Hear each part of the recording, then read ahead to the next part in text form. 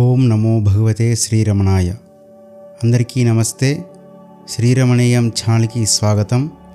శ్రీరమణుల బాల్య జీవితం 7వ భాగం. నా తండ్రి ఆజ్ఞను అనుసరించి ఆయనను అన్వేషిస్తూ నేను బయలుదేరాను. ఇది సత్కార్యం కోసమే ఉపక్రమించింది. ఇందుకెవ్వరూ విచారించనక్కర్లేదు. దీన్ని వెతకడం కోసం ఏ ఖర్చు చేయనక్కర్లేదు. నీ జీతం కట్టబడలేదు. ఇందులో 2 రూపాయలున్నాయి. ఇట్లు మధురను తమ బంధువులందరినీ శాశ్వతంగా విడిచి అరుణాచలం వెళ్ళుచున్న వెంకట్రామన్ యొక్క ఆత్మజ్ఞానాన్ని, అతని సౌజన్యాన్ని తెలియజేసే లేఖ ఇది. ఇది జ్ఞానిగా పరిపూర్ణ స్థితికి చేరుకున్నవాడు రాసిన లేఖ కావడంతో ఈ లేఖ అనేక మంది పండితుల వివరణలకు, వ్యాఖ్యానాలకు నోచుకోగలిగింది. ఇందులో తన అవతార లక్ష్యాన్ని స్పష్టం చేస్తూ బంధువులకు తనను గురించి, తన ప్రయాణం గురించి స్పష్టతను ఇచ్చాడు. అలాగే ఆధ్యాత్మిక సాధకులకు కూడా ఒక సందేశాన్ని ఇచ్చాడు. దీనిని వెంకట్రామన్ బయలుదేరుతూ తమిళంలో ఒక చీటీ మీద రాసి వారికి కనిపించే విధంగా నాగస్వామి పుస్తకాల మీద ఉంచారు. ఈ లేఖలో ఆయనను అన్వేషిస్తూ అన్న 2 పదాలను హంసపాదు పెట్టి రాశారు. అంటే ఆ ఉత్తరం రాశాక ఆ 2 పదాలను చేర్చారు. ప్రయాణపు తొందరలో ఆ 2 పదాలను ఆయన రాయకపోయి ఉండవచ్చు. లేదా మొత్తం రాశాక లేఖను చదివి ఆ 2 మాటలు లేకపోవడం గమనించి వానిని హంసపాదు ఉంచి పైన రాసినట్లుగా మనం గమనించవచ్చు. ఈ లేఖలో నాగస్వామికి రాసిన నోటుతో కలిపి మొత్తం 6 వాక్యాలున్నాయి. ఇందులోని విషయాలను 2 భాగాలుగా విభజించవచ్చు. 1 లౌకిక విషయాలు, 2 ఆధ్యాత్మిక విషయాలు.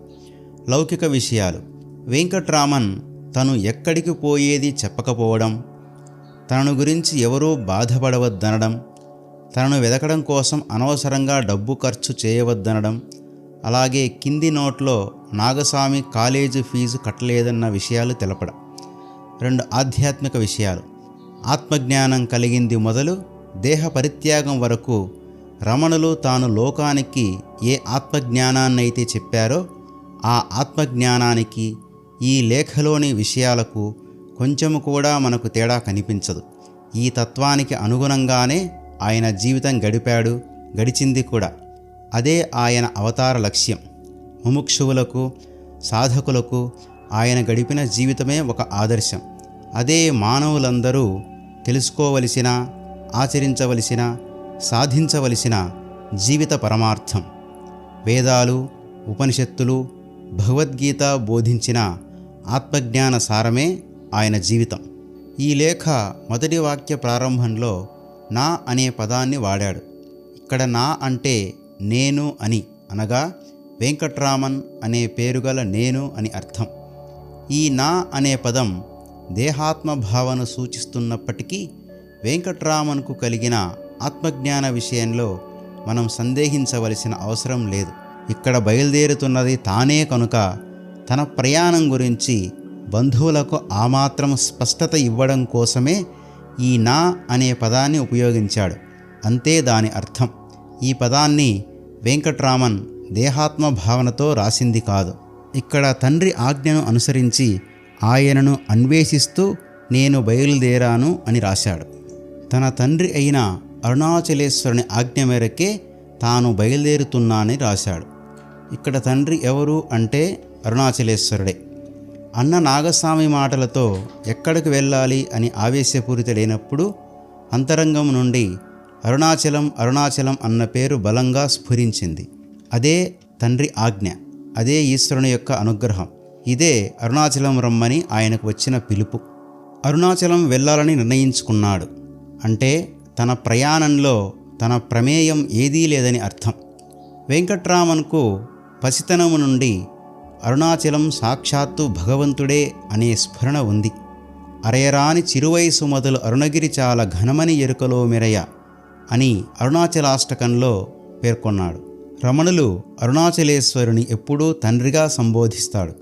ఇల్లు విడిచి అరుణాచలేశ్వరుని సన్నిధి చేరినప్పుడు కూడా ఉప్పొంగిపోతున్న ఆనందంతో తండ్రి నీ ఆజ్ఞ మేరకు వచ్చాను అని తనను తాను సమర్పించుకున్నాడు. అంటే తన ప్రయాణానికి తన తండ్రి అయిన అరుణాచలేశ్వరుని ఆజ్ఞ ఉందన్నమాట. భగవాన్ రమణులను భక్తులు కుమారస్వామి అవతారంగా భావిస్తారు. కుమారస్వామి శాప వృత్తాంతాలలో కుమారుల భట్టుగాను, జ్ఞాన సంబంధరుగాను, శ్రీ రమణులుగాను జన్మించినట్లు గణపతి మునులు పేర్కొన్నారు. మాతా మమేతి నగరాజ సుతోరుపీఠం నాగాననే భజతి యాహి పితా మమేతి అంకం హరస్య సమవాప్య శిరస్య నేనా సంచుంబితస్య గిరిరంధ్రకృతో విభూతిం. విఘ్నేశ్వరుడు తల్లి నాది అని పార్వతీదేవి అంకపీఠమును చేరగా, తండ్రి నావాడు అని నీవు పొమ్మని ఈశ్వరుని అంకపీఠమును ఆశ్రయించినాడు కుమారస్వామి. అప్పుడు శివుడు ప్రేమతో కుమారస్వామి శిరస్సుపై ముద్దు పెట్టుకున్నాడు.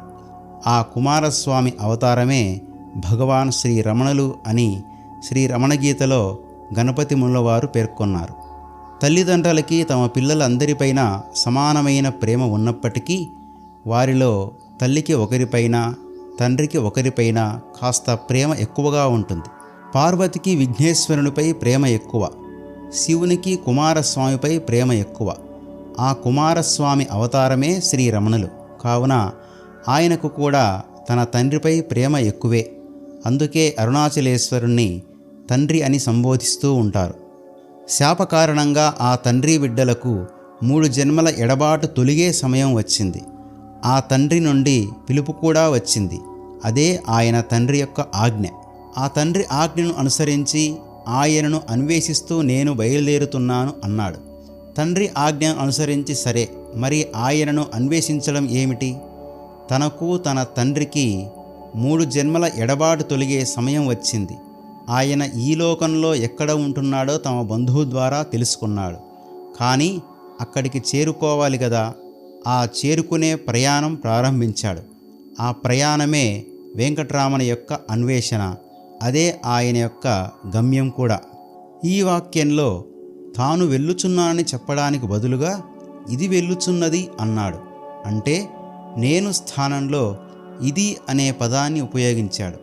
ఈ పదం వస్తువులను సూచించడానికి ఉపయోగించే పదం. ఇక్కడ వెంకట్రామన్ తన దేహాన్ని ఇది అంటే వస్తువుగా సూచించాడు. అంటే దేహం వేరు, నేను వేరు అనే భావన అతనిలో స్పష్టంగా ఉందని తెలుస్తుంది. అందుకే బయలుదేరింది వెంకట్రామన్ అనే పేరుగల దేహమే కానీ నిత్య చైతన్యమైన ఆత్మ కాదని మనం అర్థం చేసుకోవచ్చు. ఇది సత్కార్యం కోసమే బయలుదేరుతుందన్నాడు. సత్కార్యం అంటే మంచి పని అని అర్థం. ఇక్కడ తన అవతార లక్ష్యం అనగా మానవులకు, ఆధ్యాత్మిక జిజ్ఞాసువులకు, పండితులకు, పామరులకు భగవంతుని స్వరూపాన్ని బోధించి వారికి ఆత్మానంద అనుభూతిని కలిగించే జ్ఞాన గురువుగా తను చేయవలసిన సత్కార్యాలు నెరవేరడం. ఇదే వారి జీవిత సత్కార్యం. ఇది నెరవేరాలంటే తన తండ్రి అయిన అరుణాచలేశ్వరుని సన్నిధికి చేరాలి. అందుకే ఇది ప్రయాణం ప్రారంభించిందన్నాడు. తన వల్ల జరిగే మంచి కార్యాల గురించి ఆయనకు ముందే తెలుసన్నది దీన్ని బట్టి మనం గమనించవచ్చు. అందుకే ఇక్కడ కూడా తనను అంటే వెంకట్రామన్ తనను అనే పదాన్ని ఉపయోగించే బదులు దీనిని అనే పదాన్ని ఉపయోగించాడు. దీన్ని అంటే ఇక్కడ శరీరం అనే అర్థం వస్తుంది. తనను వెతకడానికి అనవసరంగా డబ్బు ఖర్చు చేయవద్దన్నాడు. ఎందుకంటే అది వృధా ప్రయాస. ఇక తాను ఇంటికి వచ్చే ప్రసక్తే లేదని కరాఖండిగా చెప్పాడని భావించవచ్చు. అతనికి అక్కడికి వెళ్ళిన తర్వాత ఆహారము, వసతి, భోజనము మొదలైన విషయాలకు సంబంధించి ఏ చింతలు లేని ప్రయాణం అతనిది. అక్కడ అంతా తన తండ్రిదే బాధ్యత అని భావించాడు కాబోలు. తరువాత వాక్యంలో నీ జీతం కట్టబడలేదు, ఇందులో 2 రూపాయలున్నాయని అని రాశాడు. నీ జీతం అంటే నాగస్వామి కాలేజీ ఫీజు కట్టాడేమో అనుకుంటారని ఆ సమాచారాన్ని వారికి తెలిపాడు. పోగా తన ప్రయాణం కోసం అంచనా వేసుకున్న 3 రూపాయలు తీసుకొని మిగిలిన 2 రూపాయలు అందులో ఉన్నాయని తెలిపాడు. ఇవి నాగస్వామిని ఉద్దేశించి చెప్పిన వాక్యాలు. ఈ లేఖలో అత్యున్నత స్థాయికి చేరిన అంశం లేఖ చివరలో ఇట్లు అని రాసి సంతకం పెట్టకుండా 4-5 చుక్కలను ఉంచడం. ఇక్కడ లేఖ రాసేవారు సంతకం చేయాలి, కానీ ఇక్కడ వెంకట్రామన్ సంతకం చేయలేదు. కారణం అక్కడ సంతకం చేయడానికి ఎవరూ లేరు. ఈ లేఖలో మొదటి వాక్యంలో ప్రారంభమయ్యే నా అనే పదం తర్వాత ఇదిగా మారి చివరిలో ఏమీ లేకుండా మాయమైపోయింది. అంటే సంతకం చేయడానికి ఎవరూ లేకుండా పోయారు. అంటే అతని దృష్టిలో పేరు దేహానికి మాత్రమే. అప్పటికే వెంకట్రామన్కు దేహాత్మ భావన లేదు. దేహాన్ని విడదీసి తాను ఎవ్వరో తెలుసుకున్న జ్ఞాని వెంకట్రామన్. అందుకే సంతకానికి బదులుగా 4 చుక్కలు ఉంచాడు. ఇక్కడ ఇంకొక అంశం కూడా ప్రస్తావించుకోవలసిన అవసరం ఉంది. భగవాన్ శ్రీరమణులు భవిష్యత్తులో శ్రీ రమణాశ్రమ బాధ్యత నిర్వహణ విషయంలో భక్తుల కోరిక మేరకు రిజిస్టర్కు సంబంధించిన దస్తావేజుల మీద కూడా సంతకం చేయకుండా ఒక చిన్న గీత గీశారు, అంతే. భగవాన్ శ్రీరమణులు పరిపూర్ణ జ్ఞానులు. వారు ఎల్లప్పుడూ ఆత్మనిష్ఠులు, దేహాత్మ భావన లేని శుద్ధ జ్ఞానులు వారు. ఇది వెంకట్రామన్ తాను అరుణాచలానికి బయలుదేరుతూ రాసిన లేఖ.